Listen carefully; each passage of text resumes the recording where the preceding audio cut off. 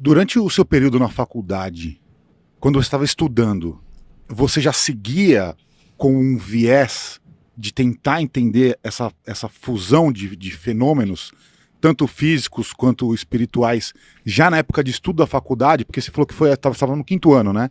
Quando seu pai teve a cirurgia espiritual. Por quarto, por quinto ano. Não, mas eu tinha uma biblioteca em casa. Uhum. Então tinha os livros, por exemplo, de um médico chamado André Luiz, entendeu? Então eu, pela curiosidade científica, pegava e via o seguinte: como é possível alguém com uma formação primária escrever livros com com tantas palavras científicas, tantas palavras tecnológicas? Só pode ser um médico que está escrevendo e não um médium. E nós sabemos que quem escreveu esses livros foi um médium, André Luiz. Além disso, nada.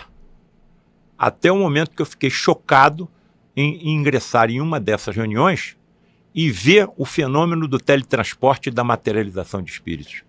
Por que eu falo teletransporte? Porque sob condições especialíssimas, raríssimas, perigosíssimas e com manipulação de tremenda quantidade de energia, esses que estão vivendo em um universo paralelo ao nosso, que é para onde nós vamos, podem de lá se teletransportar e durante alguns momentos se materializar. E se o médico estiver numa reunião dessa? E se quem se teletransportar for médico que já morreu e que já tem habitado esse mundo como nós, em corpos semelhantes aos nossos? E se fosse possível diálogo entre esses dois médicos? Esse que ainda aqui está e com aquele que se teletransporta e se materializa. E se tais diálogos se prolongassem por 40 anos? Pois foi exatamente o que aconteceu comigo. Como é que eu vou voltar? Eu vou voltar para onde? Eu não tenho mais condições. As convicções que eu cheguei são inabaláveis. Se eu não tivesse chegado a essas conclusões, insisto, vocês nem saberiam que eu existo. Provavelmente é por isso que eu estou aqui hoje. Você pode dar detalhes dessa reunião que você... Pode. Essa primeira reunião? Eu queria que você explicasse exatamente o que aconteceu, como é que foi, como você chegou lá e o que exatamente você viu. Bom, para que tal fenômeno aconteça, há necessidade de exigências físicas e químicas. Por exemplo, a ausência da luz. Porque os fótons da luz natural e a luz artificial afetam a energia que se desprende de um sensitivo, denominado médium de efeitos físicos. Insisto, raríssimos na história da humanidade. Indivíduos que entram em transe, desmaiam. Muito provavelmente relacionado com a grande produção da melatonina, o hormônio do sono, produzido pela glândula epífise.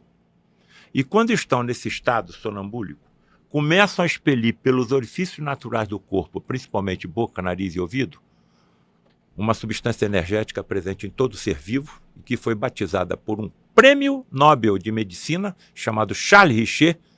Ganhou o prêmio Nobel porque descobriu a resposta anafilática humana, como ectoplasma, que está em todo ser vivo. Nessas reuniões, 70% da energia sai do médium que está desmaiado dentro de uma cabine.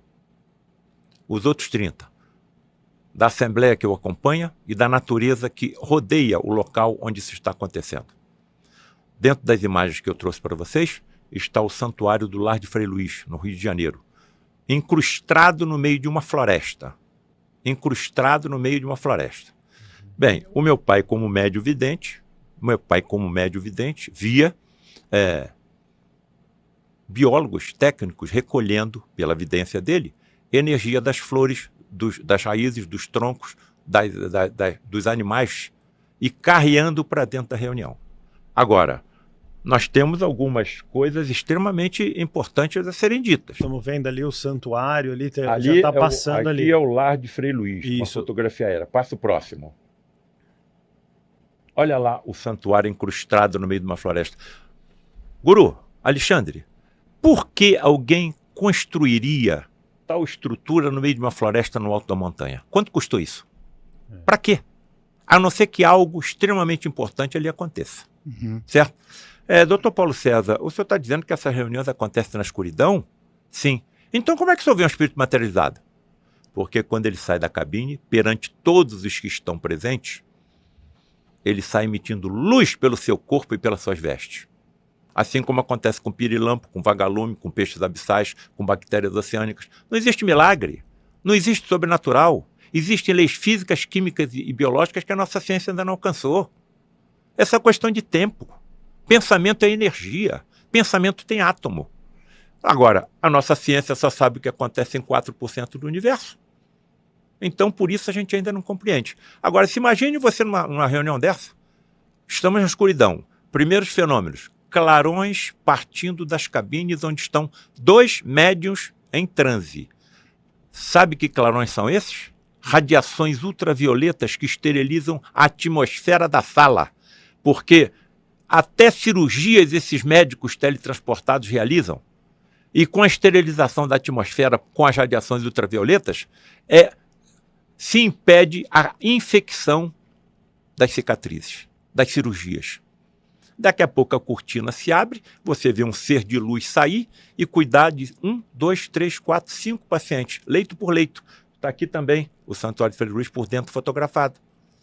E em determinado momento se aproxima de você como médico e começa a dialogar com você. Peraí. Ali, vamos subindo, estamos subindo pela atmosfera, pela floresta. Vamos entrar, a luz que menos afeta o ectoplasma é a luz vermelha.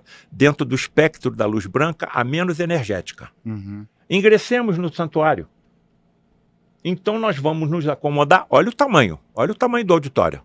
80 lugares? Todos vendo a mesma coisa? Eu estou sendo bem claro, não são médios videntes simplesmente que estão vendo, não. Se vocês estivessem comigo numa reunião dessa, vocês iam ver isso acontecer. Nos acomodamos, ali à minha esquerda tem 4 leitos, à minha direita dá para ver uma cabine de acrílico, com o 5º leito. Guru, Alexandre, na cabeceira desse 5º leito, dentro dessa cabine, eu fiquei sentado durante 40 anos. Estou lá até hoje. Os fenômenos se interromperam em novembro de 2015. Mas tudo bem. Mas durante 40 anos... Aí sai uma entidade médica materializada, cuida do 1º, do 2º, do 3º, do 4º, e quando entra dentro da cabine para cuidar do 5º, começa a conversar comigo, de médico para médico. E quem é o médium? Um mecânico de automóveis. Como é possível ele utilizar os termos técnicos médicos sendo um mecânico de automóveis? Vocês não imaginam a quantidade de informações que me foi passada.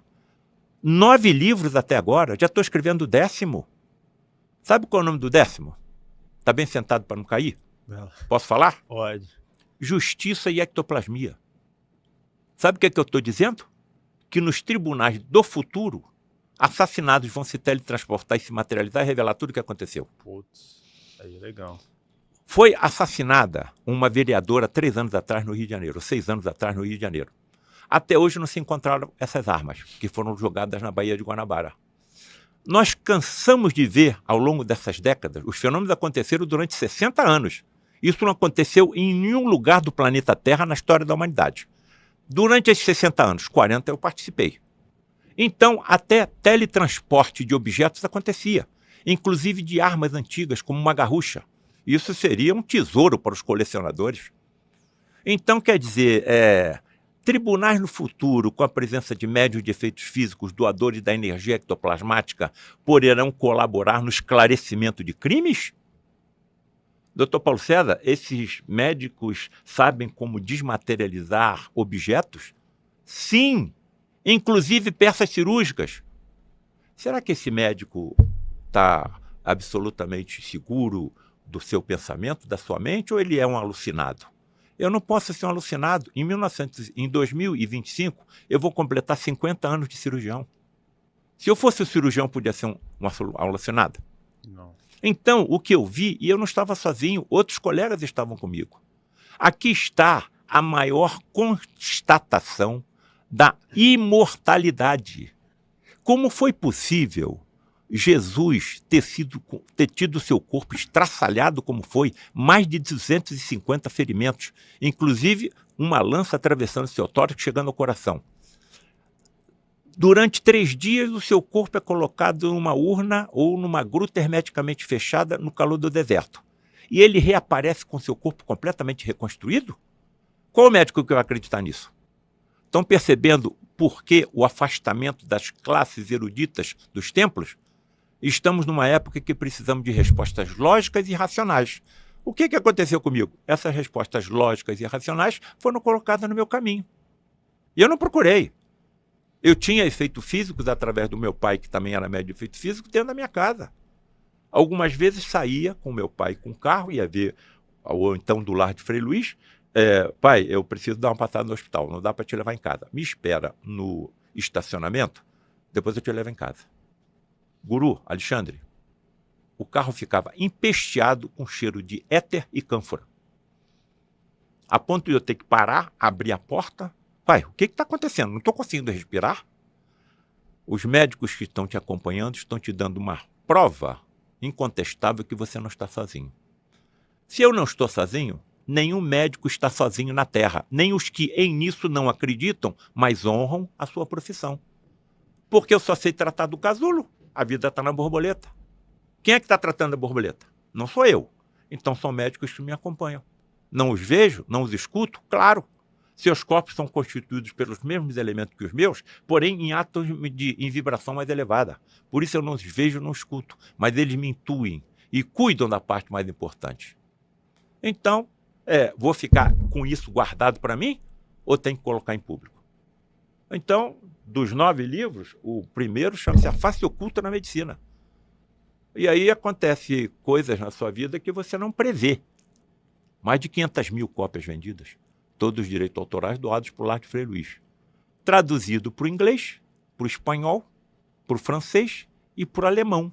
Terra de Frei Luís e do principal médico que se materializava e comigo conversava, Frederic von Stein. E está sendo traduzido para o italiano. Aonde vai parar isso? Ou não vai parar?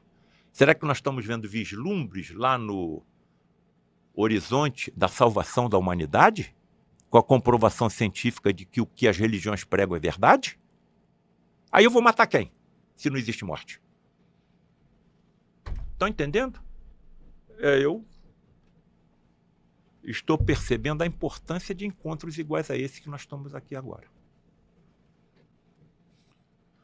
Mas, doutor, o senhor, então, você começou a desenvolver a sua própria mediunidade para ter acesso a essas informações? Todo médico é médium. Uhum. Mas eu não sou um médium ostensivo. O médium que está dentro da cabine desmaiado é. Uhum. E essa mediunidade dele começou aos 6 anos de idade. O do meu pai também. Certo?